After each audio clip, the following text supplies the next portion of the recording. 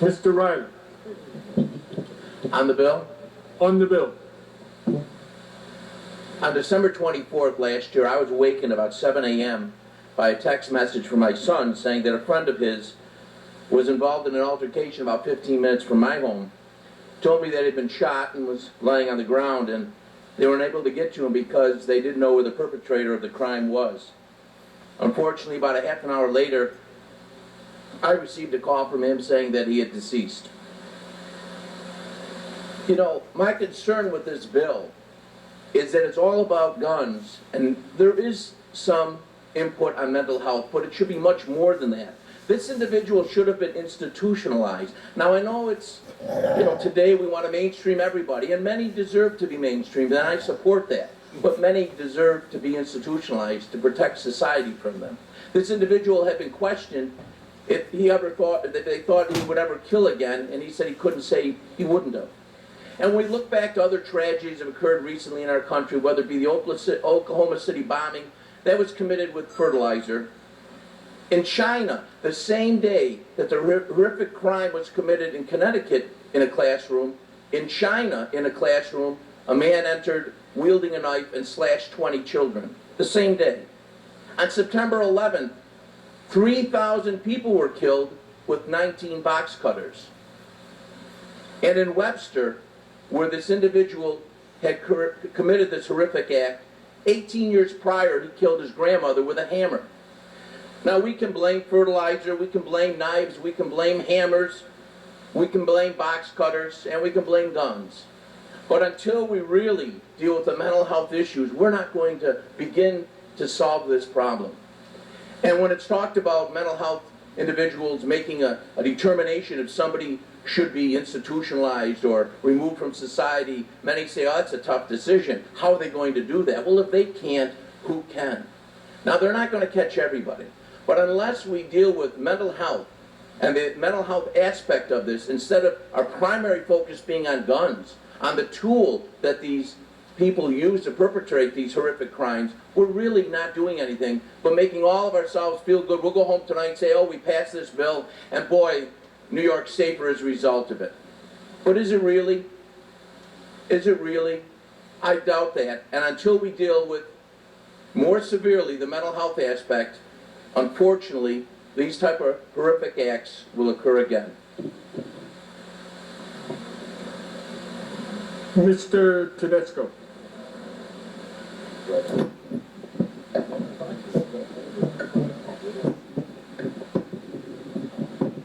Mr. Speaker, on the bill. On the bill, Mr. Tedisco.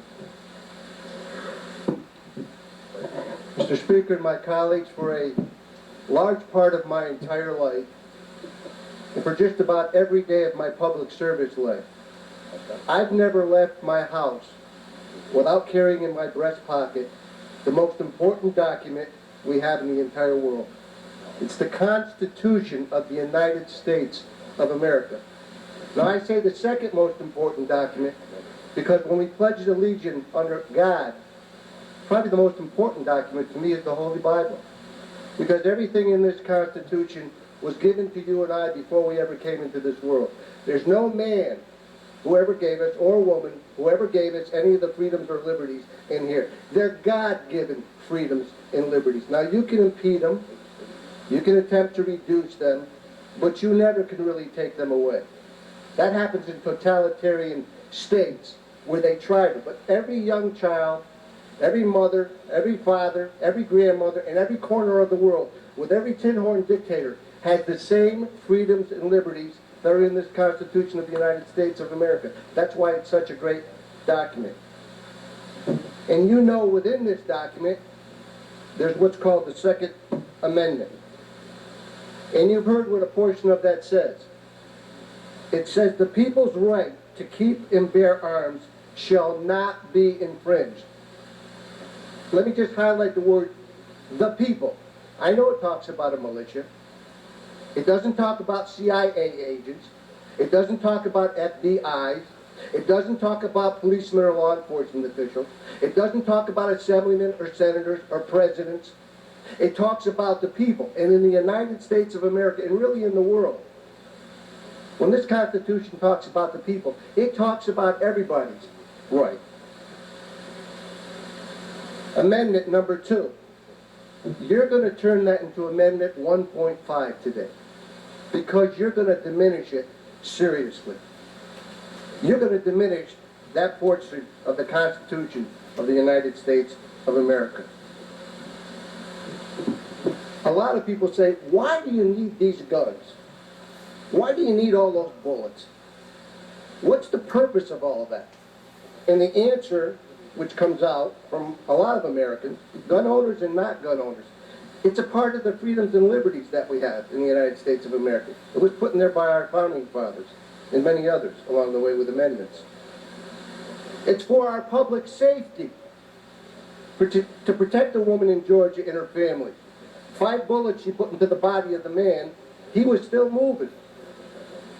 Now, if there were 2 or 3 people in there and she only had 7 bullets in there, she might be dead and so her child might be dead. But most importantly, and this is where you snicker sometimes, is to protect us from our own government. They were wise. They were smart, our founding fathers. They understood what was happening with the king. They understood what freedom and liberty is all about. They understood how precious and important it was. And they said, you should be fearful. That's why there's federalism. That's why there's not centralized power. That's why the states have a certain level of powers. They put that into the Constitution of the United States of America. They knew how important that was. So they snicker after you say, we might become a totalitarian state. We might have a rogue government. Snicker. I would venture to guess those same people, if they got the chance to go back over 100 years and sat down with that great president, Abraham Lincoln, would have said, Mr. Lincoln, you're going to start a civil war over the fact that you think our freedoms and liberties in this union is going to break apart over the scourge of slavery? You're going to actually start a civil war because of that? Take guns out and kill each other in America? He said yes. And they would have snickered at him. But we know what history had to say about how important that war was and what that meant to freedom and liberty in the future. And we still haven't reached it. But it was important to make that happen. You know, facts are very difficult things to deal with sometimes, especially when you have an agenda, especially when you have a political agenda. Here are the facts. In New York State last year, and there's no way to run from this, there were 769 murders and homicides. 769 murders and homicides. Those committed by the guns you want to ban today, these assault weapons, these killers of people, could have been up to 5, may not have been, up to 5. This is the false sense of well-being you're giving to the people of New York State. 769 murders, and you think you're going to stop 5 of them, and you've solved the problem? That's what's dangerous about this bill. People are going to go in their homes and get your press releases and all your flyers and say, I'm a lot safer today. They banned those guns that could have killed 5 out of 769 homicides and murders. Now, I could have brought an assault weapon here today, but it's against the rules to bring an object onto the floor. You know what that would have been? A blunt instrument, probably a hammer. Because you know how many people were killed in those homicides by a hammer? 31 people were killed by a blunt instrument in a homicide in New York State. And you want to get rid of the ones that killed 5 people? Don't get me wrong, shouldn't kill any people. But there's no set of laws, there's no diminishment of the rights and freedoms of the Constitution that is going to save everybody's life. Look, we have a death penalty in some of the states. We have life imprisonment. We have some of the most stringent laws in the world. But people still burglarize, they still rape, and they still kill. There's no set of laws or regulations or guidelines which are going to stop all bad people from doing bad things. But we have to try. You're absolutely right. We have to try. And there are so many good things in this bill. We want to deal with people who are a danger to themselves and others. Mental illness is a serious problem. We should help those people.